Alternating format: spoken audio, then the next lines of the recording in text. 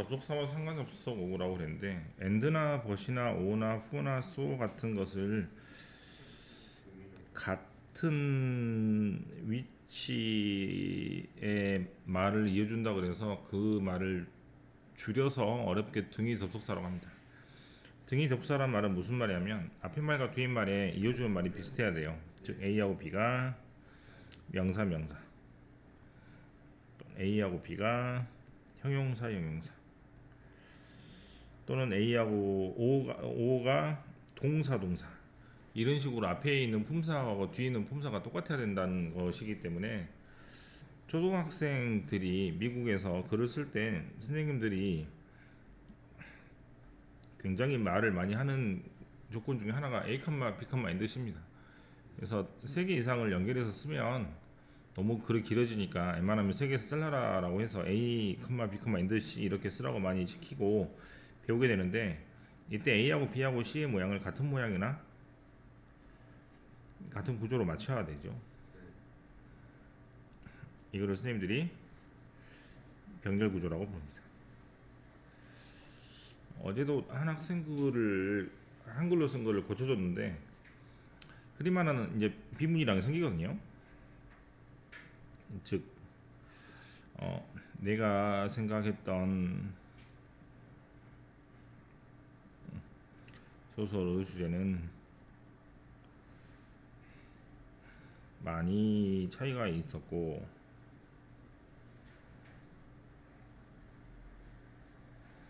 다시 생각하게 되었다.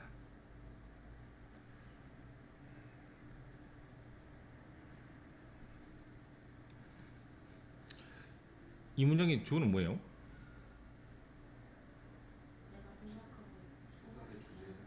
한글의 주어는 되게 쉽습니다. 은논이가로 끝나는 게 주어입니다.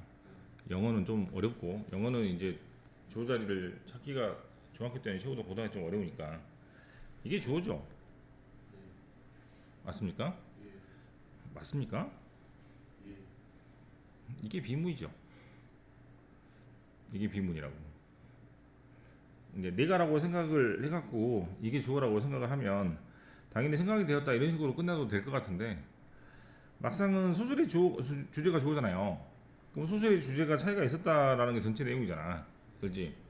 글이 길어지니까 자동으로 말을 덧붙이게 되면서 서술어가 일치가 안 되는 겁니다. 지금 두 개의 서술어가. 첫 번째 서술어는 차이가 있었다는 것이고 두 번째 서술어는 다시 생각한다는 얘기잖아요. 그럼 여기다가 뭐 나라는 말을 다시 끼워놓던가 해야 되겠죠. 네, 이런 거를 물어보는 게 병렬구조 문제입니다. 영어로 치면. 알겠어?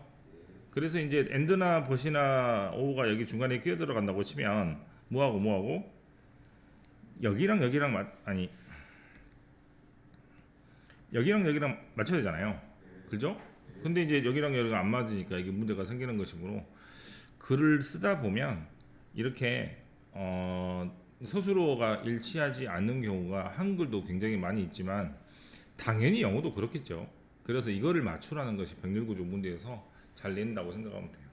그래서 글이 길어짐으로 자기도 모르게 앞에 있는 동사를 잘못 쓰거나 동사의 모양을 일치시키지 않는 경우가 있는데 그런 경우를 주의하라고 해서 자주 나오는 것이 병렬구조 문제고 병렬구조 문제는 글을 쓰는 사람도 주의해야 되고 글을 읽는 사람도 되게 주의해야 되는 부분이기 때문에 이것이 문제가 나오면 아주 어려운 문제가 될 수 있습니다. 글이 길어지면 더 헷갈리니까. 또 한 가지 체크해야 될 것은 우리 책에는 없지만 뭐 아무튼 한글로 쓸 때는 이렇게 쓸 필요 없어요. 그래서 이런 문장도 여러분이 혼자 쓸 수 있다고 생각하지만 막상 쓰다 보면 이런 문제가 생기니까 왜냐면 웬만하면 글을 한 문장에 한 문장만 담고 좀 짧게 쳐서 자르면 훨씬 읽는 사람도 편하고 글을 쓰는 사람도 편합니다. 그래서 글을 좀 짧게 쓰는 습관을 길러보시고 어쨌거나 그거는 그거고 그 다음에 두 번째로 이야기할 것은 책이 없는 건데 이다 쓸게요. 단어와 단어를 연결할 때는 컴마를 쓰지 않아요. 하지만 문장과 문장을 연결할 때는 컴마를 씁니다.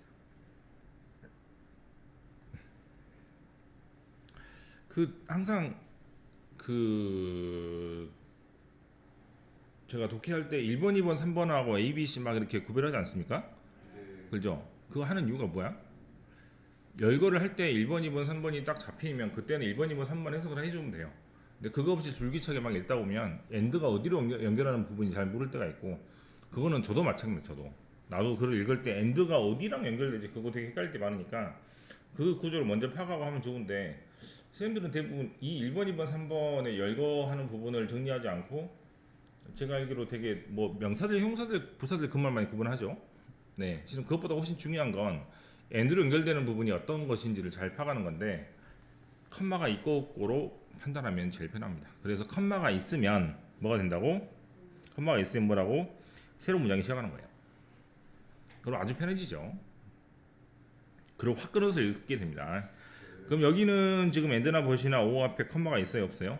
1번은 컴마가 없으니 여기는 단어와 단어를 연결한다고 생각하면 되고, 3번 같은 경우는 컴마가 있으니까 아, 새로운 문장이 나오는구나 라고 해서 완전히 팍 잘라가지고 끊어서 읽으면 됩니다. 네, 끊어서 읽는 거는 되게 중요합니다. 왜냐하면 글이 길어지기 때문에. 글이 길어져도 술술술 해석할 수 있는 사람은 끊지 않아도 되지만, 글이 길어졌을 때 대부분 사람들이 해석을 하기가 좀 어렵기 때문에 좀 문장을 잘라가지고 해석을 하면 좋겠죠. 한 번만 더. 단어가 하나, 단어가 둘, 단어가 세 개일 때는 그때는 컴마로 연결을 합니다. 아까도 말했다시피 A, B, 엔드 C가 되겠죠.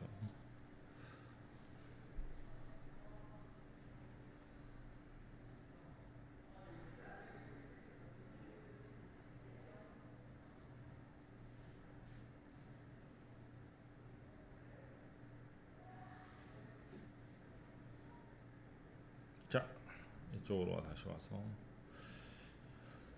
이번에 for가 좀 특이한데요. for라는 단어 다음에 앞에 이렇게 컴마가 되게 나오는데 뒤에 조동사가 올 때는 이의 for의 뜻은 because의 뜻입니다. because하고 비슷한 말이 굉장히 실은 많이 나오게 되는데, 이런 단어들의 차이를 알 필요는 거의 없고, because만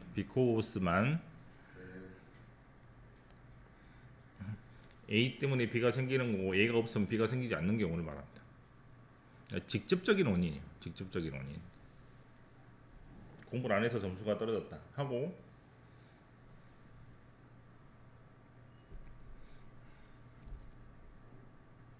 아침에 일어나서 머리가 아팠는데 시험을 봐가지고 점수가 안 좋았다고 좀 다른 얘기죠. 또 뭐 아침에 일어났더니 좀 머리가 띵하더라 라는 부분은 좀 다른 얘기죠. 아침에 일어나는 게 머리가 띵한 것의 직접적인 원인은 아니잖아요. 그때 빼고는 이제 그런 경우는 이제 비코스를 쓰지 않는다고 생각하고, 말 그대로 직접적인 원인, 좋아하니까 결혼하자, 성적이 떨어졌으니까 공부해야지, 또는 단어를 안 외웠으니까 잘 안 읽힌다, 이런 부분은 비코스를 쓰는 거고, since나 as나 for 같은 경우는 그렇지 않은 경우라고 생각하시면 더 편할 것 같아요. 이 글을 읽어보시면 he found it increasingly difficult to read. 읽는 게 어렵다. 눈이 감긴다. 비슷하긴 하네요, 그죠? 네. 그럼에도 불구하고 조금 읽기 힘든 이유가 눈이 감기기 때문입니다. 또는 시력이 나빠지고 있기 때문입니다. 이런 경우는 뭐 직접적인 원인이라고 볼 수가 없기 때문에 다른 원인도 있을 수가 있으니까, 예를 들어서 네, 그때는 다른 경우로 쓴다고 생각하면 되는데, 어쨌거나 여러분들은 for 다음에 조동사가 오고 이렇게 맨 마지막에 올 때입니다. 이거 앞에 반드시 컴마가 있어야 돼요. 그래서 이때는 because라고 해석하시면 됩니다. 그 다음에 so는 원인 결과의 의미죠. 그래서란 뜻이므로 넘어가고, 상관이 없어. 이건 뭐, 네, 이렇게 써봅시다. 바로 밑에다가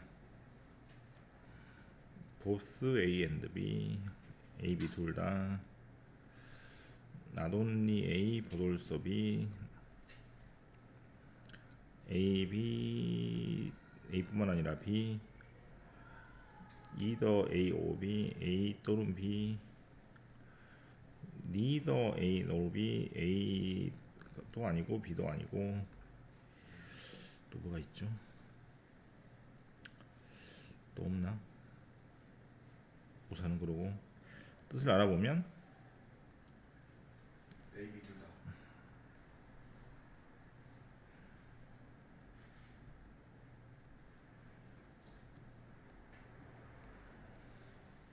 그림으로 표시하는 게 훨씬 더 빠릅니다. 그죠? 시험에 나오는 것은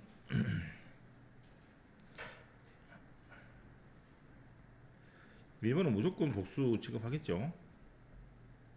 저번에 배운 대로. 2번하고 3번하고 4번은 주어가 애매모호합니다. A뿐만 아니라 B 하면 누가 좋은지도 모르겠고, 3번에서 A 또는 B라고 해도 누가 좋은지도 모르겠고, 4번에 A도 아니고 B도 아니다라면 누가 좋은지도 모르겠을 때, 그때는 동사에 가까운 주어가 됩니다.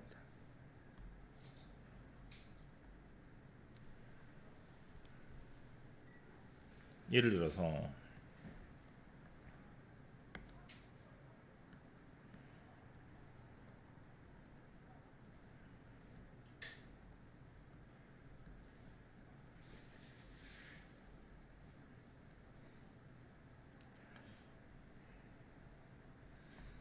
나도 화난 건 당연한데 그 사람까지 화가 났더라. 나뿐만 아니라 그 사람도 화가 났다라는 말을 쓰려고 합니다.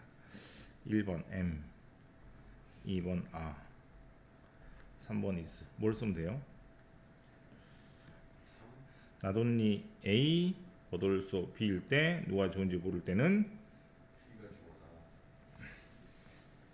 이렇게 쓰는 것을 아마 시험에 낼 수 있습니다. 그 다음에 나돈니 버돌소 B 같은 경우는 아시다시피 우리나라 말도 그렇지만 버돌소에 버시는 올소가 얼마든 생략이 될 수 있어요. 왜냐하면 A뿐만 아니라 B 해도 되잖아요. 그죠? 그래서 우리나라 말도 버돌소가 필요가 없기 때문에 영어도 버돌소를 많이 빼먹고 씁니다. 버돌소가 다 빠지면 컴마만 남게 되는데 그런 경우는 얼마든지 알 수 있을 것 같습니다. 그 다음에 여기만 볼게요. 나돈니가 문장 맨 앞에 오면 부정어가 앞에 오기 때문에 동사주 위치가 바뀌는 도치가 발생하는 것도 같이 알아두시면 되겠습니다.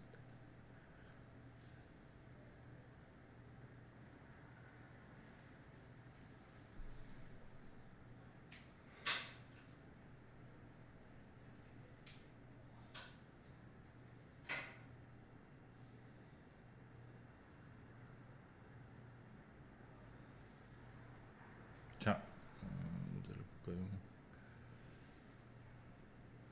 여기는 여러분들이 해보십시오. 뭐 제가 할 건 없을 것 같습니다. A번만 같이 볼까요? It's old car. 차가 오래됐는데 믿을만합니다. 반대의 경우에 나타내는 그러나 같은 단어를 쓰면 되겠네요. 1번은. 2번은 어둡다. to go on. 계속하기에 너무 어둡다. 그럼 여기가 원인이 되니까 뒤에 결과를 나타내는 단어가 이렇게 오면 되겠습니다. This is system suitable for beginner. 초급자가 하면은 좋을 만한 시스템이고,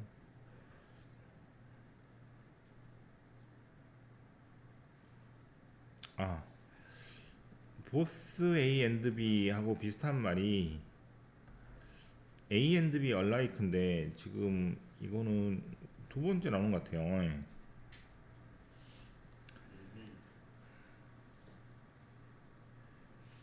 그러면 A and B alike 이렇게 되는 것이죠. 네, 그러면 3번 해결됐고, 4번은 지금 떠날래 또는 나중에 떠날래 이렇게 되는 것이죠. 그래서 지금하고 나중을 비교하고 있기 때문에 둘 중에 하나라는 단어를 쓰시면 됩니다. 4번에는. 5번은 여자가 나이가 많은지 적은지를 알 수 없는 이유가